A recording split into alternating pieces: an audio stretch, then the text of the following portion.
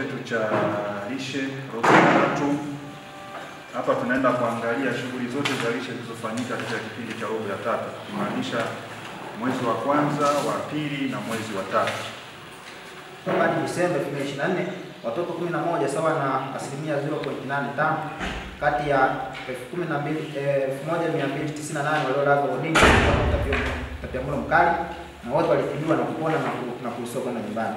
Watoto 9 sawa na 0.69 ambao walikuwa na utapiamlo mkali walitibiwa kama wagonjwa nje na kurudi nyumbani. Aidha, watoto wote waliandaliwa chakula lishe kama matibabu na kuwaelekeza wazazi wao namna ya kuandaa chakula lishe kwa watoto.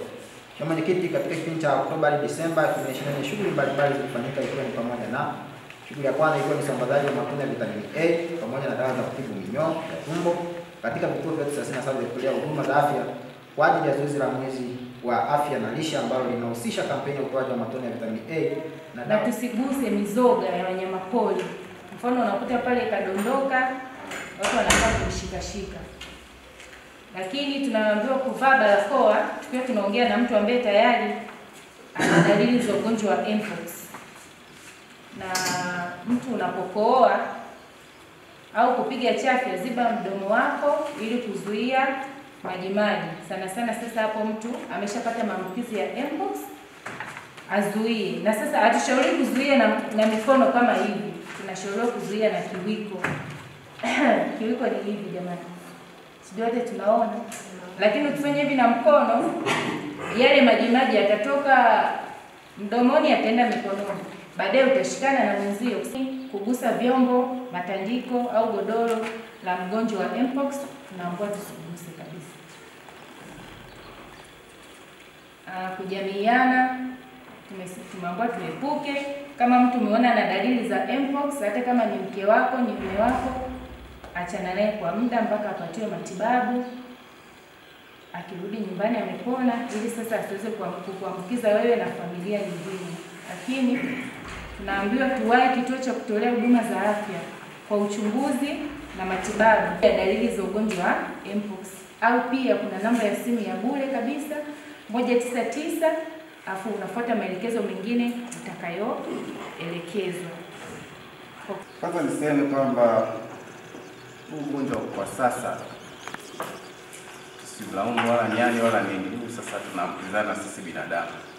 Lakini asili sasa ulitoka kwenye manyani, ngedere na sokwe waliopo kwenye misitu ya Kongo. Kwa wale jamii ya Kongo kule misitu ya Kongo, kuna ile jamii ya watu wafupi walianza kula nyani kule, ndio ugonjwa kaingia huko. Lakini pia kwenye jamii ya nyani iligundulika kuna virusi hivi wakati wanafanya utafiti kimaabara kule Ujerumani mwaka 75.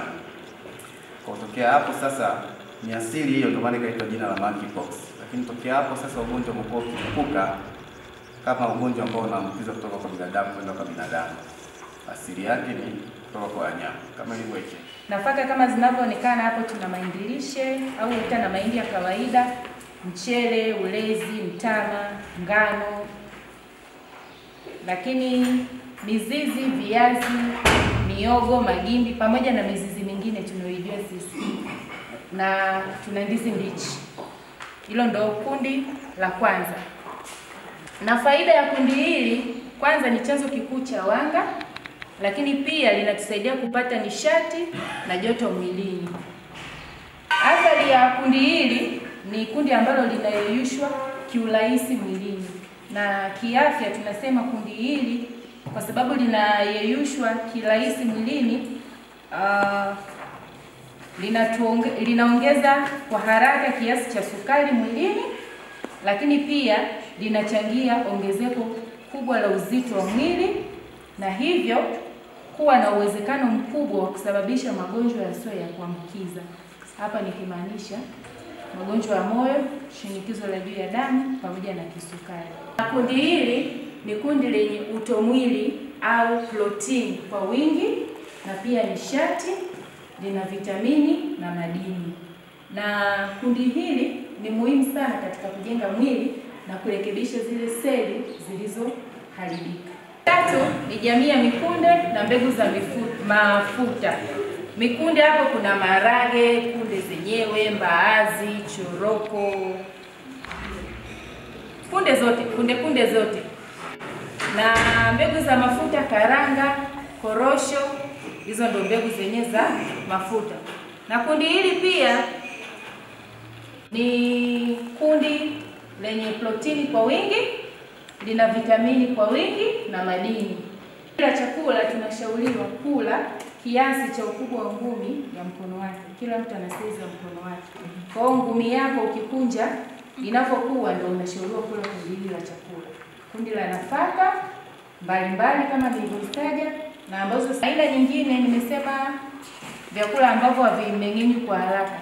Hivi ni vyakula vile ambavyo hatukoboi, mfano unga wa dona, kuna ile brown rice, tuna shayiri, tuna uwele, tuna mtama.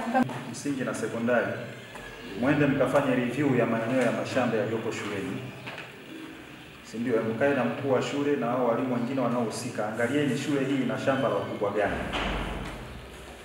alafu tuangalie watoto wetu pale shuleni ili waweze kula ipasavyo. Tulime mahindi, si maharage ama nini na nini, tunahitaji kama ekari ngapi? Ekari zinazobaki sasa ndio walimu wagawane. Hizi zingine hizi zitumike kwa ajili ya maendeleo ya shule. Kwa hiyo kila mwalimu atasema mimi nina ekari labda 7. Katika ekari 7 hizi, ili wanafunzi wetu hapa wapate mahindi na nini kwa angalau hata miezi kadhaa hivi, basi ekari 4 zitoke ziende kwenye project za shule. Ekari 3 walimu wagawane, na kadiri walimu watakavyokuwa wanaingia, maana yake ile portion ya walimu ya mashamba itakuwa inapungua. Kama walikuwa na ekari 3 wakagawana, labda walimu wako 6 wanagawana nusu eka. Akija mwalimu wa 7, wajue kabisa kama walikuwa una nusu eka, sasa watakuwa una nusu eka kasoro. Makundi 6 ya vyakula. Hii tumekubaliana. Kwenye mpox hapo tuendelee kuchukua tahadhari, lakini pia tutoe elimu kwa wenzetu wengine waliopo huko chini, watendaji wa vijiji, watendaji wa kata, maafisa elimu kata, lakini pia hata kwa wananchi. Na kwa sababu sasa hizi tunakwenda kwenye mikutano ya robo ya vijiji, basi pia hii ya mpox nao pia ikawe agenda katika kila mkutano. Kwa kwenye muhtasari yao ikija, sehemu moja hapo tutakaokuwa tunahakiki ni kuona jambo la mpox limezungumzwa. Jina naitwa Jacqueline David, ni afisa lishe. Leo tarehe 8 mwezi wa 4 2025 tulikuwa na kikao cha kamati ya lishe kwa robo ya 3 kipindi cha Januari Machi. Tumeelezea shughuli mbalimbali ambazo tunaweza kuzitekeleza kwa kipindi hicho, lakini sambamba na hiyo tumetoa elimu ya makundi 6 ya chakula kwa wanakamati wote, ili basi tunapokuwa tukitoa hii taarifa yetu tukagusia makundi ya chakula, basi na kamati iwe inaelewa ni nini tunakimaanisha tukisema makundi 6 ya chakula. Sio tu hayo, kulingana na hali halisi ilivyo kwa sasa, nchi yetu inakabiliwa na changamoto ya ugonjwa wa mpox, ambao pia tuliweza kuwasilisha kwa wajumbe wa kamati waliohudhuria, kuwaelezea namna ugonjwa ulivyoanza na kuwaambia dalili zake, lakini pia namna ya kujikinga ili ugonjwa huu usije ukatokea katika halmashauri yetu, na ikitokea umetokea ni namna gani tunaweza tukapambana kuhakikisha kwamba hauenei kwa watu wengine, ili tuweze kuzuia na kupambana na tatizo hili la ugonjwa wa mpox.